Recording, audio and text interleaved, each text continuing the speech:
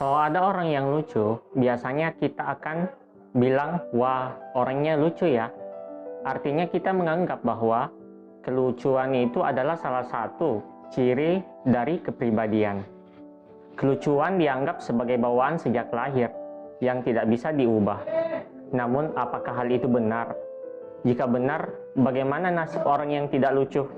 Apakah selama ini ia akan menjadi orang yang tidak lucu? Hal ini akan kita bahas pada buku yang ditulis oleh Ahmanto Mendatu berjudul Mengasah Sense of Humor.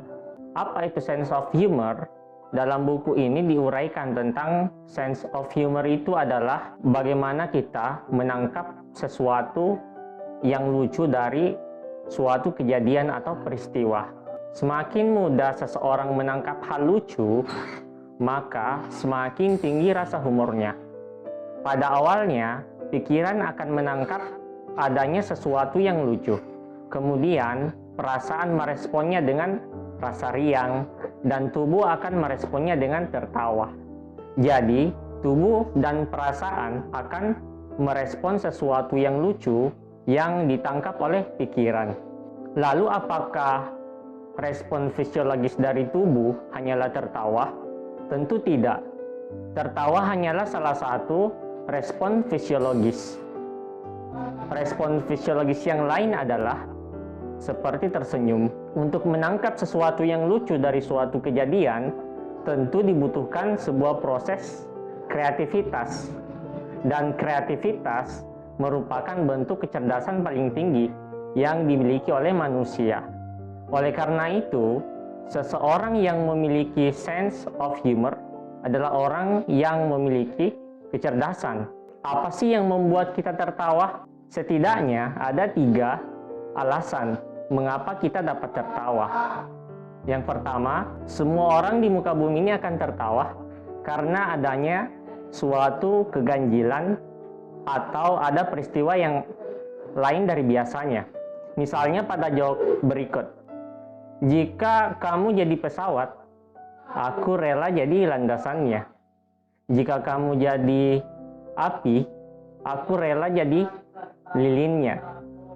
Dan jikalau kau jadi monyet, aku rela dengan segenap jiwaku. Kita mungkin dapat tertawa mendengar joke ini, karena kenapa? Ada kejadian yang tidak terfikirkan sebelumnya. Kedua, orang tertawa karena tiba-tiba mendapatkan sesuatu. Misalnya seseorang yang kehilangan pena, kemudian ia mencari penanya, taunya pena itu ada di telinganya sendiri. Nah, ini peristiwa yang tak terduga. Kemudian yang ketiga, orang juga bisa tertawa jika mengingat masa lalu itu secara damai. Misalnya kita tertawa ketika mengingat pernah mengirim surat cinta kepada seseorang. Ayo loh, siapa yang begitu? Tipe ini juga bisa memancing kita untuk tertawa. Kemudian ada beberapa tipe humor berdasarkan tujuan disampaikan humor itu. Yang pertama ada humor yang bersifat menyerang seseorang. Yang kedua ada humor menghina diri sendiri. Yang ketiga ada humor menertawakan hidup, dan ada humor yang mengikat. Yang pertama, humor menyerang seseorang. Ini biasanya lazimnya kita lihat di TV, di media-media sosial, menghina misalnya apa yang dimiliki seseorang. Misalnya bentuk fisik yang kurus gitu. Biasanya joknya begini. Hati-hati di jalan ya. Ingat, jangan lewat jalan beo. Menurut berita, di sana ada sweeping orang jelek. Lucu kan? Humor ini perlu kehati-hatian dalam menggunakannya. Karena boleh jadi itu membuat orang yang mendengarnya sakit hati. Yang kedua, ada humor mengikat. Humor ini ditujukan agar tercipta suasana lucu. Seperti dengan menceritakan lelucon dalam bentuk teka-teki. Misalnya teka-tekinya berbunyi begini. Orang bertanya, orang apa yang kalau dipukul gak sakit-sakit? Ayo, ada yang tahu? Ya, orang yang dipukul terus nggak sakit-sakit itu orang nggak kena ya gitu. Jadi humor ini biasa digunakan pada saat kita lagi nongkrong bersama teman-teman. Kemudian yang ketiga ada humor menghina diri sendiri. Humor ini lebih aman gitu ketimbang dengan humor menyerang orang lain. Misalnya ya, kita menghina diri kita sendiri karena tubuh kita misalnya kurus gitu. Kemudian kita mengatakan jaga aku ya, anjing itu melihat tulang sedang berjalan gitu kira-kira. Namun jenis humor ini juga dapat bersifat destruktif dan menghambat kreativitas. Misalnya seseorang yang miskin tapi bercita-cita memiliki perusahaan yang besar. Kemudian ia berkata, "Hei teman, cita-citaku menjadi pengusaha besar. Hehehe, aku pemimpi hebat kan?" Gara-gara selera humornya yang terlalu tinggi, dia malah menertawakan diri sendiri karena humornya itu. Walhasil, ia tidak pernah meraih apa yang diinginkan. Kemudian yang keempat ada humor menertawakan hidup. Humor ini terjadi ketika kita menganggap diri kita atau seseorang terlalu serius dalam menjalani hidup. Semua hal ganjil dalam hidup akan ditertawakan. Begitu pula ketika ia menghadapi masalah. Ia akan berkata, "Apa sih masalah ini? Serius amat sih. Ini kan duniawi," ujar mereka. Orang-orang yang menemukan sisi lucu dalam hidupnya, mereka akan merasa lebih tenang. Mereka akan terhindar atau mampu melewati stres dengan baik. Kemudian, apa sih manfaat dari tertawa itu? Kita banyak stigma yang kemudian muncul di masyarakat yang menganggap bahwa tertawa itu nggak baik gitu. Nah, padahal secara kesehatan fisik dan mental itu sangat bermanfaat. Bagi kesehatan fisik, tertawa akan meningkatkan imunitas di dalam tubuh. Mengapa? Karena dengan tertawa, kita dengan secara sendirinya akan mengaktifkan imunoglobin dalam tubuh. Sehingga imunitas di dalam tubuh juga akan meningkat. Kemudian secara mental, orang yang sering tertawa, maka secara psikologis, kekebalan psikologisnya akan meningkat.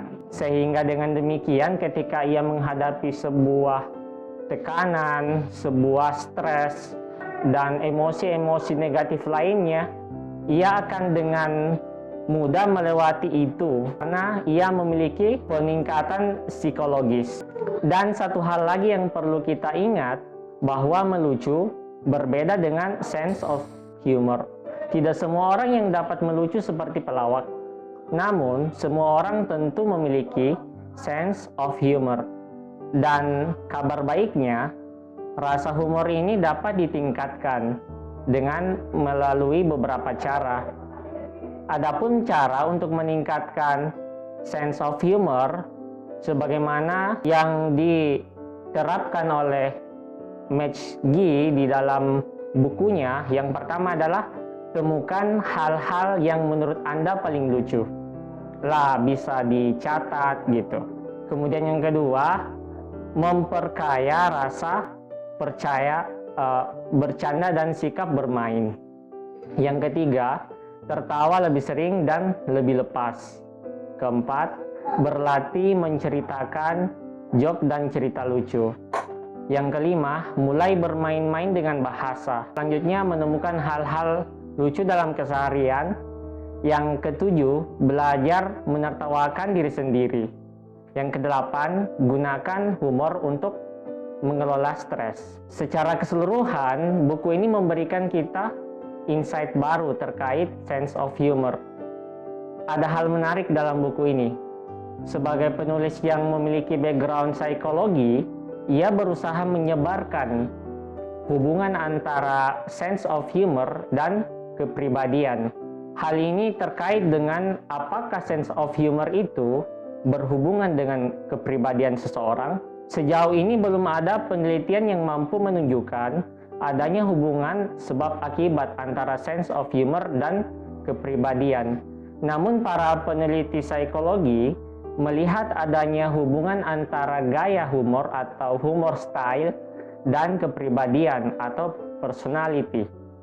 Sebagaimana yang dijelaskan oleh Gil Greengross, PhD, dalam sebuah artikel yang berjudul The Relationship Between Humor Style and Personality, dalam tulisannya ia menjelaskan bahwa terdapat dua gaya humor yang berhubungan dengan kepribadian.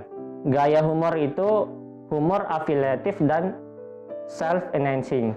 Kedua gaya humor ini memiliki sifat cenderung berbagi kepada orang lain, membuat orang lain tertawa, serta punya pandangan hidup yang lucu. Kedua gaya humor ini secara positif terkait dengan kepribadian ekstrovert, orang yang ramah dan terbuka dengan pandangan baru. Sekian resensi kita kali ini. Ada pertanyaan?